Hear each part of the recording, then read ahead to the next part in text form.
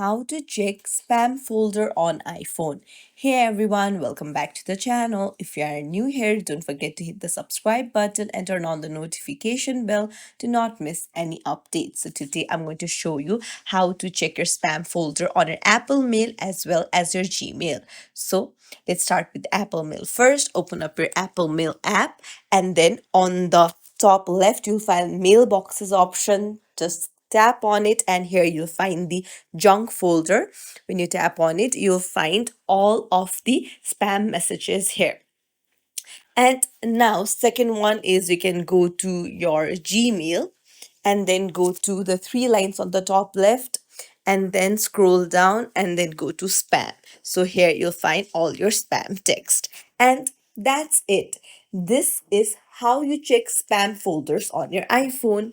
If you found this tutorial helpful, don't forget to like and subscribe to our channel for more tips and tricks. Thank you for watching, everyone.